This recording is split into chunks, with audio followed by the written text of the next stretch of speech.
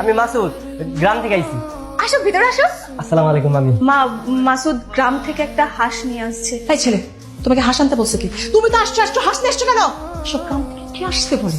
তুমি আসলে মার কথায় কিছু মনে করো না। মা একটু এরকমই, তুমি এসব কিছু মনে করো না। হ্যাঁ, তুমি বসো, আমি তোমার জন্য যে রুমে থাকবো ওই রুমটা আমি ব্যবস্থা করতেছি। আচ্ছা শোনো, এটা হচ্ছে তোমার রুম, ঠিক আছে?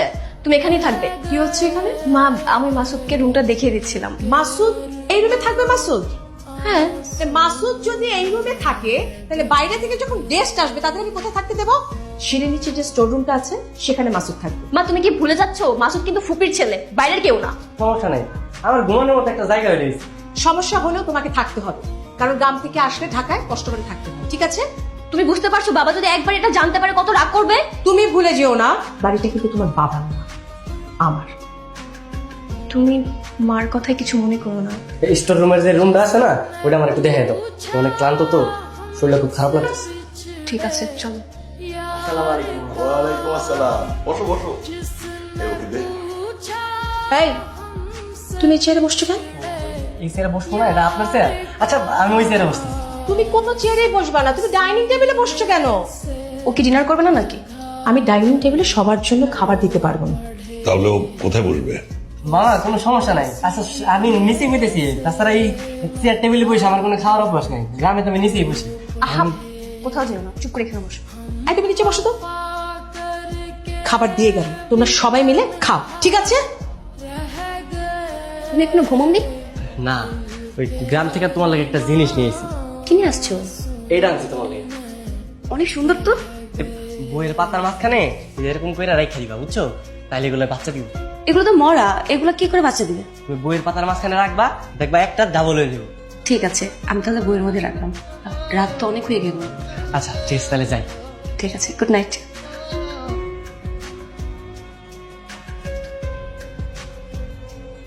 কিরে মাসুদ, কি অবস্থা তোর? মুখ দেখে মনে হচ্ছে কিছু বলবি। ঢাকায় তো আইসি ওই আপনার একটা চাকরি লেগে, আর আপনি তো কইছিলেন আমার চাকরি দিবেন। যদি কইতেন কবে চাকরিটা দিবেন ভালো হইতো। পড়াশোনা তো বেশি করিসনি, কি যে করি। মামা আপনার অফিসে চা নাস্তা দেয় না, ওরকম একটা কাজ হলো। ওর জন্য তো একজন আছে। তাহলে বাবা ও কোন একটা কাজ দাও। আর আমাদের তো অনেক বড় অফিস, চাইলে তো যে কোনো কাজ ম্যানেজ হওয়ার কথা। অন্য কাজ দেওয়ার কি দরকার আছে? আমার বাসায় যেহেতু আছে, তাহলে আমাকে বাসার কাজে একটু সাহায্য করো। বাসায় ও কি কাজ করবে মা? বাসায় যে কাজের লোক নেই, এটা তুমি জানো না? তো সেগুলো বাসায় যে কাজের লোক থাকবে তারা করবে, ও কেন করবে? না না, কোনো সমস্যা নেই, আমি চাকরি না পাবো তো আপনাকে বাসায় কাজ করবো। আর তাছাড়া আমাকে গ্রামের বাড়ি যত কাজ আমি তো করছি। তুমি একদম চুপ করো। তুমি সবসময় তো ভালো শাস্তি দাও কেন শুনি? বাবা, তুমি ওকে একটা ভালো কাজ ম্যানেজ করে দাও। নিজে তো একটা প্লেটও পরিষ্কার করে খেতে পারো না, তারপরে যদি কেউ আমাকে বাড়ির কাজে সাহায্য করে, তাতে তোমার সমস্যাটা কি? থাক মামি, ওর কথা বাদ দেন না। আপনি কোন আপনার বাড়িতে কি কাজ আছে, আমার সব কাজ সব করে দিয়েছি। আচ্ছা হয়েছে হয়েছে, আমার দেরি হয়ে যাচ্ছে, আমি এখন বেরোই। দাও ব্যাগ দাও। আমারও লেট হচ্ছে। চল। তুমি আমার সাথে রান্না করে আসো, আমি বুঝিয়ে দিচ্ছি।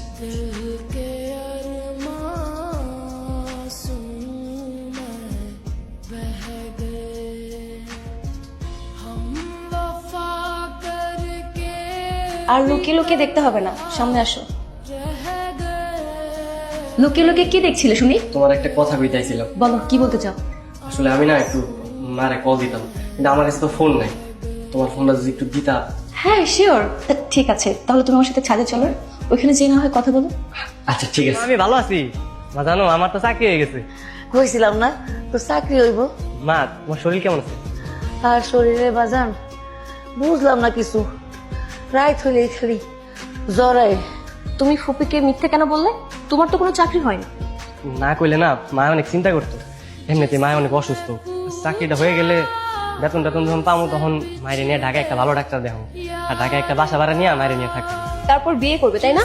দূর, কি কও তুমি? কি লজ্জা পেয়েছো? হ্যাঁ, খুব লজ্জা।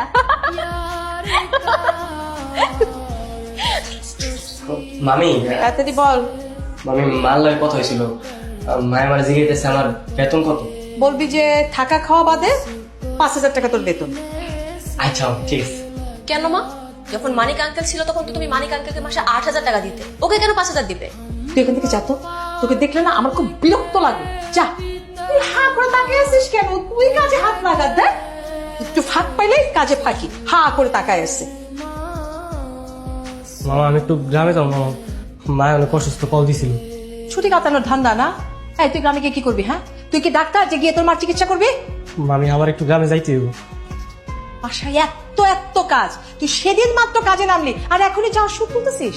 তা যাক না মা, সমস্যা কোথায়? ফুপি অসুস্থ, ফুপিকে দেখার জন্য যেতে পারে না? সমস্যা আছে।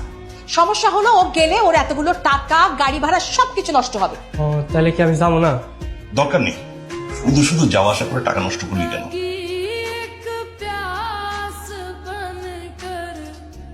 হ্যালো, মাসুদ আছে? হ্যাঁ আছে। রামকে মাসুদের মা তো মারা গেছে, ওরা তাড়াতাড়ি গ্রাম ঘরে আসতে বলে। কি? ফুপি মারা গেছে? মা, ফুপি মারা গেছে?